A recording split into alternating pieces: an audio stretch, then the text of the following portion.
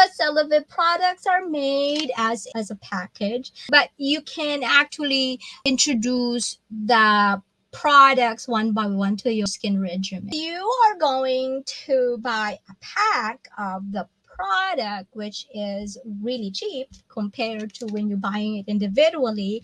This is how you do. We cleanse, tone, enhance, hydrate. When we enhance, we talk about serum. When we hydrate, we talk about moisturizer, including those sunscreen.